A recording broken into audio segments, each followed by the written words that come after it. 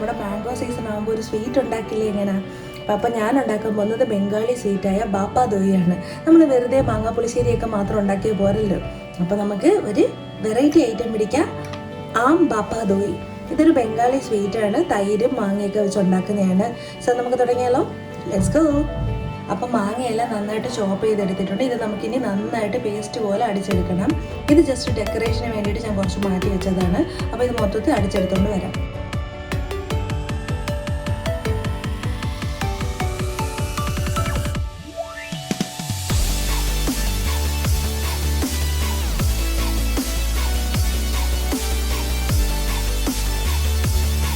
ഇത് 1 cup hangi ചെയ്യണം. പക്ഷേ നമ്മൾ ഇതിൻ്റെ വെള്ളമെല്ലാം കുറേ നേരം കൊണ്ട്, അപ്പോൾ നമ്മൾ ഉണ്ടാക്കുന്നതിന് 2 hours മുന്നേ ഇത് അരിപ്പിൽ വെച്ചിട്ട് വെള്ളം എല്ലാം കളഞ്ഞ് ഇത് നല്ല കട്ടിയുള്ള തൈര് മാത്രമാണിത്. അപ്പോൾ ഇതിനകത്ത് നമ്മുടെ അടിച്ച് വെച്ചിരിക്കുന്ന മാങ്ങ ഇവിടെ ഇടണം.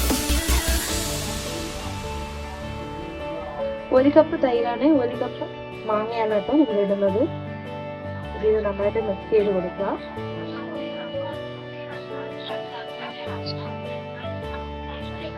ഇനി ഇതിനകത്തോട്ട് നമ്മൾ ഒരു 1/2 കപ്പ് മിൽക്ക് പൗഡർ ഇട്ട് കൊടുക്കുകയാണ്.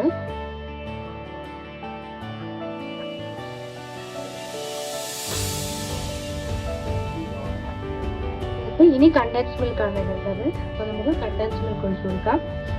കണ്ടൻസ് മിൽക്ക് നമുക്ക് എത്ര മധുരം വേണോ അതനുസരിച്ച് ഒഴിച്ചു കൊടുക്കുക.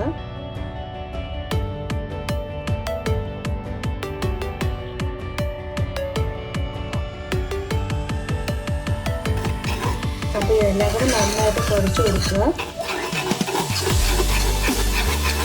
അപ്പോൾ ഇതിനകത്ത് പാൽപ്പൊടി, കണ്ടൻസ് മിൽക്ക് നിങ്ങൾക്ക് എത്ര മധുരം വേണോ അതനുസരിച്ച്.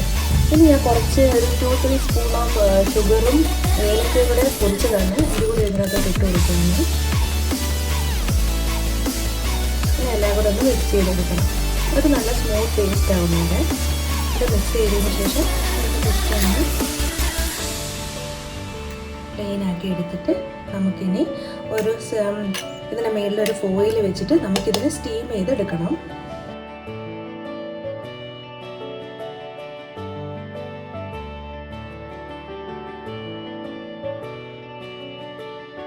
അതുപോലെ ഞാനൊരു ഇഡ്ഡലിക്കുട്ടം വെച്ചിട്ടുണ്ട്. അതിൻ്റെ അടിയിലൊരു ഒരു ചെറിയ പാത്രം വെച്ചിട്ട് അതിൻ്റെ മേളിലാണ് വെള്ളം ഒഴിച്ചിട്ട് നമ്മുടെ പാത്രം വെച്ചിട്ട് ഇനി ഇത് അടയ്ക്കണം.